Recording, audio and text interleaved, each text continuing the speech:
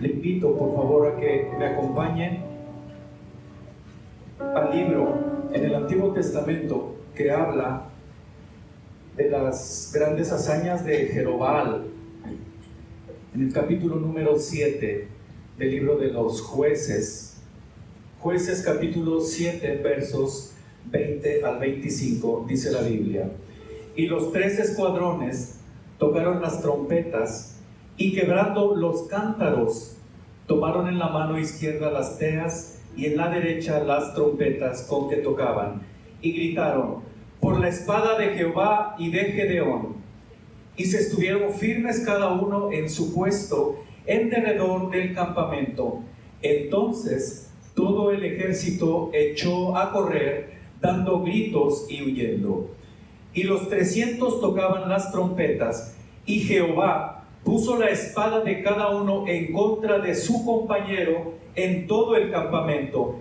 Y el ejército huyó hasta Betzita, en dirección de Serera, y hasta la frontera de Abel Mejola en Tabar. Y juntándose los de Israel, de Neftalí, de Aser y de todo Manasés, siguieron a los madianitas. Gedeón también envió mensajeros por todo el monte de Efraín, diciendo: descended al encuentro de los madianitas y tomad los vados de Bet-bara y del Jordán antes que ellos lleguen. Y juntos todos los hombres de Efraín tomaron los vados de Bet-bara y del Jordán, y tomaron a 2 príncipes de los madianitas, Oreb y Seb, y mataron a Oreb en la peña de Oreb, y a Seb lo mataron en el lagar de Seb. Y después que siguieron a los madianitas, trajeron las cabezas de Oreb y de Seb a Gedeón al otro lado del Jordán. Amén. Oremos al Señor. Padre, hemos leído tu palabra.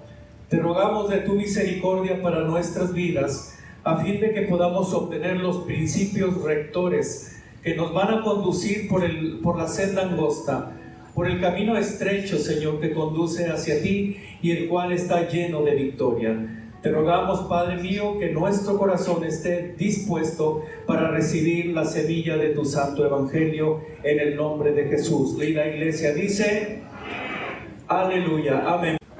La ley de seguridad nacional define la contrainteligencia, que es lo que vamos a nosotros tocar, como las acciones orientadas, dirigidas a disuadir o contrarrestar los actos que pueden lesionar la integridad física o moral de nuestra nación o de una nación.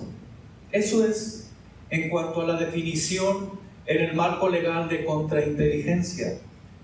El pueblo del Señor en esta ocasión se encuentra próximo precisamente a este tipo de actos que pretendían lesionarles como nación. Estaban los madianitas, cuyo ejército era numeroso, 135,000 experimentados soldados en contra de 32,000 guerreros por parte del ejército de Israel. Sería una pelea un tanto dispareja, por supuesto.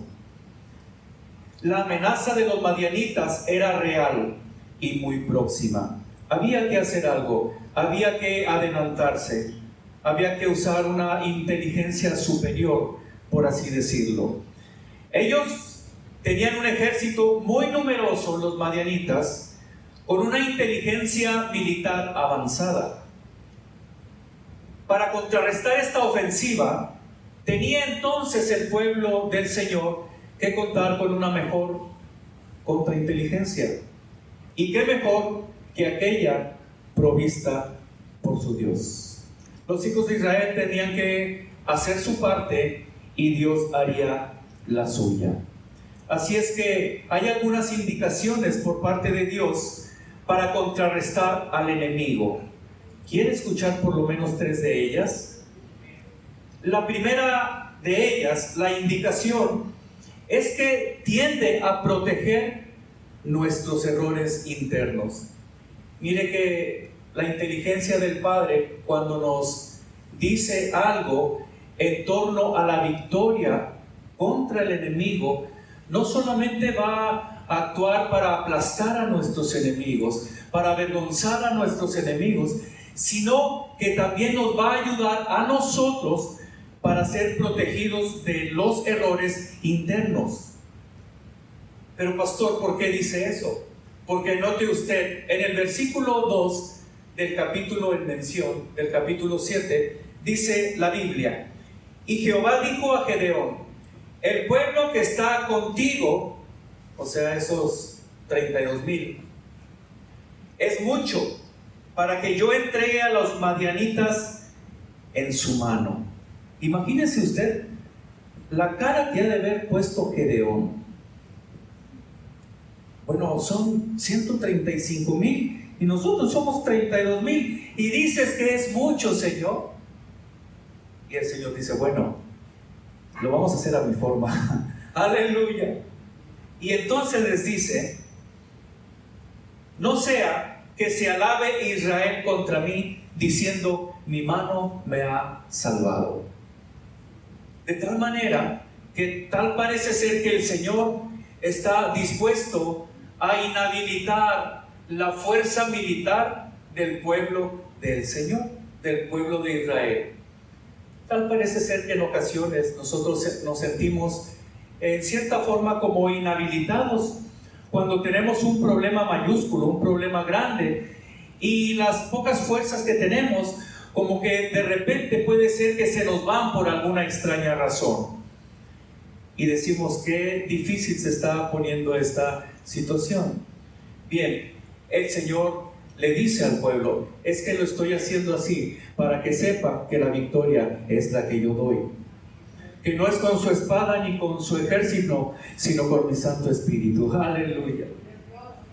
Así es que aquí nosotros entendemos que cuando tenemos menos fuerzas, la gloria de Cristo se potencia en nuestras vidas para salir adelante. Aleluya. Nos protege entonces de la tentativa de atribuirnos la victoria. Y vaya que con qué facilidad el ser humano tiende a pensar de esa forma, ¿sí o no? Los éxitos que he tenido, bueno, porque le he echado, me he aplicado, porque tengo inteligencia, porque trabajo duro para ello, por esto y por otro, y en ocasiones se nos olvida reconocer que es Dios el que nos ha dotado de virtudes, de talentos, de dones, de los cuales debemos estar agradecidos y glorificar su precioso nombre en cualquier escenario victorioso que Él nos entregue. Pero cuando nosotros tenemos esa escasez en nuestra vida, cuando decimos qué difícil es enfrentar esta situación y salimos adelante, entonces podemos decir, Señor, gracias por tu ayuda. No solamente nos protegen de los errores internos, sus lineamientos, sus indicaciones, lo que viene en la palabra de Dios. ¿Quieres que seas protegido de tus errores internos? Estudia la palabra de Dios. Está atento a la voz de Dios, pues. Las indicaciones para contrarrestar al enemigo siempre fortalecen el carácter. Es decir, no solamente vamos a ver a nuestro enemigo derrotado, sino que sus indicaciones van en dos vertientes: a derrotar al enemigo, pero también para que nuestro carácter sea fortalecido. ¿Cuántos están trabajando en su carácter, en fortalecer su carácter? Vaya que no es fácil empezar, por ejemplo, a trabajar en el área de la disciplina. Dicen que orar no es difícil. Lo difícil es tener disciplina para orar, buscar el tiempo, buscar el espacio, porque no es difícil arrodillarse, no es difícil o estar de pie, levantar nuestras manos, no es difícil hacerlo. No son difíciles tantas cosas que se nos dificultan en ocasiones. No es difícil llegar temprano al trabajo, lo difícil es tener disciplina, porque para llegar temprano hay que levantarse temprano, y para levantarse temprano hay que acostarse temprano, y para acostarse temprano hay que cenar temprano. Pero se requiere una cuestión de disciplina. ¿Cómo? Nada más estoy hablando de un punto de algo de que va impreso en nosotros, el carácter, que puede ser disciplina o puede ser lo contrario, una indisciplina. ¿Cuántos de nosotros estamos trabajando en ello? Miren, cuando nosotros tenemos una dificultad, cuando nosotros tenemos algo que enfrentar, una adversidad, Dios no solamente nos dará la victoria, sino que hará que nosotros trabajemos en nuestro carácter. Y aquí lo dice el verso que sigue. El verso 3 dice: ahora pues, haz pregonar en oídos al pueblo, diciendo: quien tema y se estremezca, o sea, el que esté temblando de miedo, en otras palabras, porque una cosa es tener temor y otra cosa es estremecerse o temblar. Quien tema y se estremezca, madrugue y devuélvase del monte de Galaad. Y se devolvieron del pueblo 22,000 y quedaron 10,000. Por eso 22,000 y 10,000 dan 32,000. Así es que usted imagínese la cara de Gedeón. Está ahí Gedeón, dice: bueno, ok, Señor, a lo mejor estuvo orando, dice que no sean muchos los que estén con ese temor y que estén temblando de miedo. Y de repente se levanta Gedeón en la mañana y empieza a ver cómo 22,000 personas de su ejército se van y quedan 10,000. Yo creo que él también debió haber tenido temor, sin duda alguna, porque en el liderazgo también se tiene temor.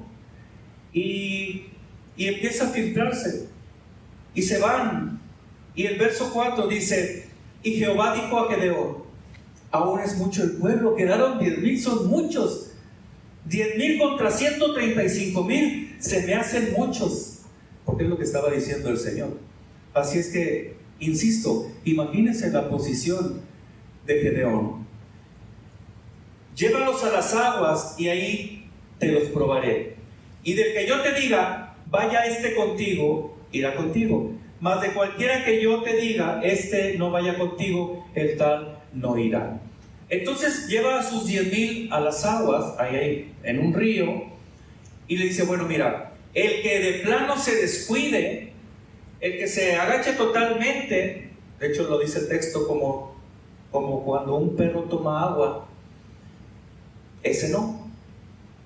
Solamente, y los que doblen rodilla, esos no. Solamente aquellos que se lleven el agua a su mano para tomar. Y yo pienso: ¿qué cosas? ¿Cómo es posible? ¿A quién se le va a ocurrir? ¿A quién se le va a ocurrir seleccionar para una guerra de ejército numeroso en la forma de tomar agua? ¿Sí o no? En la forma de tomar agua. Y entonces empezamos nosotros a ver cómo Dios filtra las cosas en nuestra vida. Primero le dice: los que tengan miedo se van. Dios trabaja en nuestro carácter, porque Jesús está con nosotros: no temeré mal alguno. Aleluya. Pero qué difícil es vivirlo. Siempre digo, enseñarlo es una cosa, ejemplificar la enseñanza es diferente. Qué difícil es, ante una circunstancia adversa, gigante, no tener temor. Pero el Señor dice: yo estoy con ustedes hasta el fin del mundo, hasta el fin de los tiempos. Una de las palabras recurrentes que el Señor les decía, Jesús: no temáis, no tengan temor. Así es que empieza a trabajar en nuestro carácter. Y luego potencia, porque primero selecciona y luego, o primero preselecciona y luego pule aún más el carácter, diciendo: bueno, lo que ellos hacen cotidianamente, en la forma en como toman agua, eso es lo que, así van a ver la victoria. Y entonces, ¿sabe cuántos se quedaron? Se fueron 9,700 de los 10,000 y quedaron 300. Así es que imagínense la cara de Gedeón. En verdad que era muy difícil. Gedeón, quién sabe qué habrá pensado, pero a mí me hubiera dado mucho temor. Yo pienso que él le dio temor, porque el Señor le dice: te voy a ayudar. Para que no tengas temor, ve al campamento de Madián. Imagínense, ahí donde está el ejército. Dice, ve, es más, ve con tu criado Fura. Y entonces va Gedeón con su criado Fura. Así lo registra la palabra. Dice, y fue Gedeón con su criado Fura. O sea, Gedeón es bien obediente, amén. Aunque va con temor. Llega ahí y escucha. Y uno dice, ¿sabes qué? Le dice un guerrero a otro guerrero, soñé como que un pan de cebada venía y tomaba y tumbaba el campamento de Madián. Y dice el otro en su interpretación, esto no es otra cosa que la espada de Gedeón, en donde Jehová les dará la victoria sobre nosotros. Y cuando escucha eso, porque llega precisamente en ese momento, él dice, esto es a lo que Dios se refería. Él, si empezó la obra, Él la va a terminar con nosotros. ¿Cómo le va a hacer? Yo no sé. Pero lo que Dios ha empezado en ti, Él lo va a terminar. ¡Aleluya! ¿Cómo le va a hacer? No sé. Y entonces se regresa bien contento, bien feliz, energizado, diríamos nosotros. O la palabra esa nueva, empoderado, porque Dios estaba actuando de una manera maravillosa. Llega ahí y les dice, bueno, vamos a ir nosotros a atacar. Tenemos una inteligencia superior a la de ellos que nos está dirigiendo. Y entonces, una vez filtrado el carácter, una vez protegido de los errores internos, el Señor en sus indicaciones provee el método de victoria. Porque Él nos dice la forma en cómo vamos a tener la victoria. Y es muy interesante lo que les dice. Entonces, dice, de esos 300 se forman 3 escuadrones. Yo me imagino que si divido 300 entre 3, ¿alguien trae calculadora? Bueno, no dice exactamente que eran 100, 100 y 100, pero yo me imagino que por la división que arroja la calculadora, pues eran de 100, pienso yo, escuadrones. Y ya están todos contentos los escuadrones. Y ¿qué armamento tan sofisticado nos irá a dar Gedeón? Porque pues sí, ya sabemos que son como langostas, como la arena del mar, estaban tendidos, dice el texto, innumerables. ¿Quién sabe qué tipo de misiles nos vaya a dar ahora? O quién sabe qué tipo de escudos. No tiene que ser demasiado ligero, porque la espada de ellos o la lanza de ellos puede ser potente, tiene que ser de acuerdo a nuestra medida, a nuestra fuerza personal. Tampoco la espada siempre estaba diseñada de tal forma que no era tan liviana ni era tampoco tan pesada, según la movilidad y fuerza del guerrero. Eran diseñadas personalmente así. Entonces yo creo que ellos estaban esperando todas sus armas. Y es que la Biblia dice que nuestras armas no son carnales, pero son poderosas en Dios para la destrucción de fortalezas. No estaba escrito el texto porque es en el Nuevo Testamento donde dice, sin embargo, es un principio divino que figura a lo largo y ancho de la palabra. Y entonces se forman y empiezan a pasar los soldados, danos nuestra arma. Dice, muy bien, ten un cántaro. ¿Un cántaro? ¿Con un cántaro cree que voy a ir a pelear? No, también ten una antorcha, una tela. ¿Con una tela? Sí, y una trompeta. Y los arma con cántaros, con trompetas y con antorchas. ¿A quién se le ocurre ir a pelear con eso? ¿Usted iría a pelear? Yo creo que así es Dios, ¿verdad? Cuando tú dices, Señor, ayúdame, Señor, yo quiero tener la victoria en tu precioso nombre. Señor, ¿cuál es el arma de mi milicia? Y de repente el Señor te dice, cántalo, una antorcha, ten una trompeta. ¿Qué nos quiere dar a entender el Señor con ello? Está muy interesante el punto, porque yo noto aquí, bueno, eso viene en los versos 16 y 17, una vez que ellos han avanzado y aquellas personas que tienen un espíritu, un carácter que no permite el descuido, porque recuerden que vendían el agua así, sin descuidarse, porque en guerra, cualquier descuido, ahí quedas. Y una vez que ellos estaban ya fortalecidos en su carácter, que sabían que no tenían ninguna oportunidad ni para tomar agua que descuidarse, ¿cuántos para hacer las cosas cotidianas se descuidan? Dice el Señor, velad en todo tiempo, porque vuestro adversario el diablo anda como león rugiente buscando a quien devorar. Si tú te descuidas en lo cotidiano, ahí puede uno decrecer en la guerra, ahí puede uno perder alguna batalla. Es que importante es lo cotidiano. El punto es que le dice, bueno, esta es la introducción de lo que voy a darles, lo que ustedes usan en lo cotidiano, porque ustedes usan un cántaro. El cántaro era muy común en el pueblo del Señor. Con eso se proveía, se iba a los estanques, se traía el agua y era tan frágil como nosotros. ¿Cuántos de los que somos aquí somos frágiles? Y somos frágiles porque estamos hechos de barro. Amén. Todos los hombres y todas las mujeres somos hechos de barro, como un cántaro. Por eso el Señor dice, pondré mi tesoro en vasos de barro. ¡Aleluya!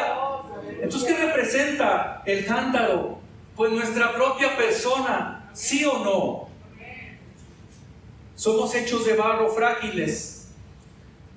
Y los cántaros son usados mayormente para llenarse de agua. Cuando tú dices, Señor, quiero que me des la victoria sobre este asunto, el cual me es muy difícil. Y de repente el Señor dice, bueno, alábame con todo lo que tú eres. Levanta tus manos, apláudeme, usa tu cuerpo, sírveme. Pero Señor, yo te estoy pidiendo la victoria sobre una situación bien difícil. Y sí, pero yo te estoy diciendo que tus armas, tú las tienes. Tú mismo eres un arma si tú la empleas para mi gloria y honra. Cuando ayunas, cuando oras, cuando sometes esa fragilidad en el espíritu, tú mismo eres un arma. Aleluya. ¿Cuántos me están captando? Porque a veces nosotros queremos que sucedan cosas tan grandes, que se abra el mar, que caiga el maná, no sé. Pero el Señor nos dice, no. Es con lo que tú cotidianamente eres, en lo cual yo te daré la victoria. Gloria a Dios, aleluya. ¡Aleluya! Y luego el Señor les dice, bueno, aparte, la antorcha, una antorcha.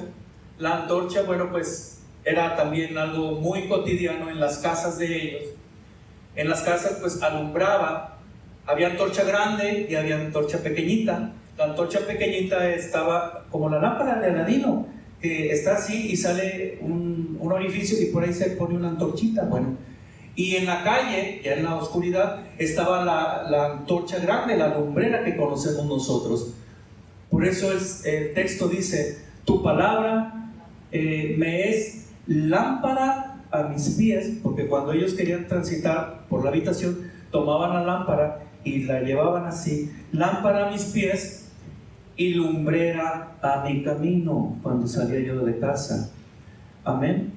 Es decir, tu palabra me hace distinguir de cerca y me hace distinguir de lejos también. Y entonces la antorcha tenía que estar ardiendo, por supuesto, y necesitaba que tener combustible, el aceite, y ustedes ya saben hermenéuticamente lo que queremos decir, la presencia del Espíritu Santo en nosotros como antorchas ardiendo, usadas para alumbrar en la casa y usadas para alumbrar en la calle. ¿Cuántos dicen amén?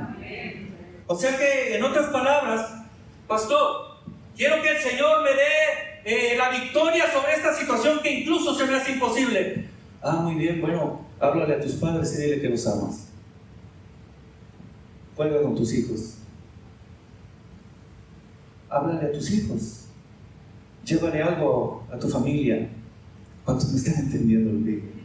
Pero pastor, pero si la guerra es contra los madianitas, es un ejército, sí, pero sé luz en donde tú estás. Tu persona, lo que tú haces día con día para la gloria de Cristo, esos son tus armas con las cuales Dios va a usar para darte la victoria.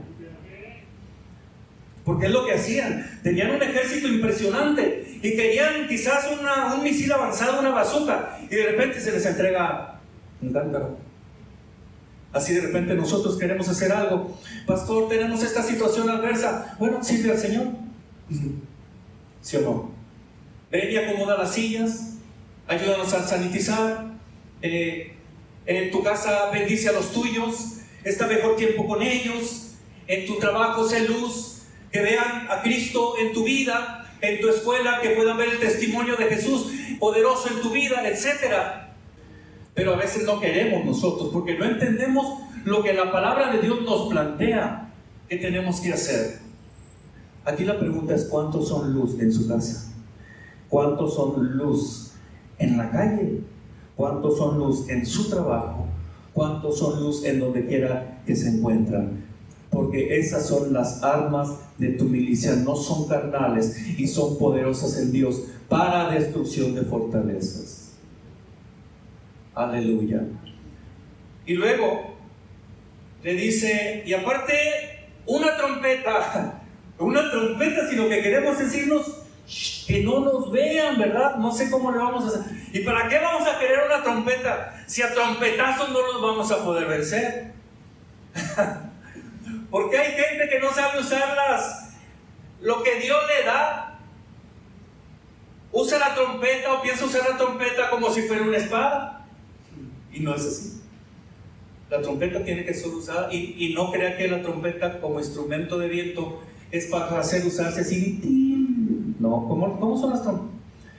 Las trompetas son diseñadas para emitir un sonido fuerte y claro, como clara debe ser nuestra vida, transparente, íntegra delante del Señor. Dije delante del Señor. Cuando es íntegra delante del Señor, es delante de todos los demás. Porque cuando es íntegra delante del Señor, donde quiera que tú estés y que no haya nadie, sabes que Dios está ahí presente y tú te mantienes en tu integridad para no pecar, para buscar agradarle a Él. Y la Biblia dice que al íntegro le seguirá el bien. Aleluya. No tienes por qué andar detrás de las bendiciones, son ellas las que te van a seguir a ti. El bien y la misericordia me seguirá. Aleluya. Pero a veces andamos todo al revésado. A veces nosotros andamos buscando las bendiciones, andamos tras ellas. Dice el Señor, no es así, lo estás haciendo al revés. Sé íntegro delante de mí y verás si no bendigo tu vida. Así es que les entrega una trompeta, les entrega las teas y les entrega los cántaros. Y le dice, bueno, un escuadrón allá, uno acá y otro acá. Eso sí, le van a hacer, dice que les dijo Gedeón, como yo le hago. Y entonces, efectivamente, tomaron las cosas y al momento del toque y al momento de la instrucción, él toma la antorcha, la meten en el cántaro, toman la trompeta, quiebran el cántaro, sale la luz de la antorcha y tocan fuertemente la trompeta. Y en el campamento de Madián, yo me imagino que todos se levantaron asustados, tomaron la espada y se empezaron a confundir unos que otros. Ellos mismos se empezaron a atacar. El ejército lo único que hizo el pueblo de Dios es seguir las indicaciones que el Padre, que Dios les había entregado, y Dios peleó por ellos en contra del campamento de Madián. No tuvo ni que esforzarse. Ya solamente cuando quedaban pocos, dijo el Señor, ok, les doy oportunidad para que vayan detrás de ellos. Y entonces fueron detrás de ellos y Dios les dio una victoria aplastante. A veces la situación nos rebasa y parece que estamos inhabilitados, pero es ahí donde la gracia de Cristo se expresa en nosotros. Cuando pensamos, Señor, tal parece ser que me abandonaste, y el Señor dice, no, es aquí cuando tú verás mi gloria. Es aquí cuando tú verás que la victoria es de parte mía. Es aquí cuando tú entenderás que yo soy el único que merece toda la gloria. Mi palabra le soy fiel y yo siempre estaré contigo. Sé que me has fallado, pero te sigo perdonando, sigo teniendo misericordia de ti y te sigo ayudando en cualquier circunstancia, pero solamente permíteme trabajar en ti.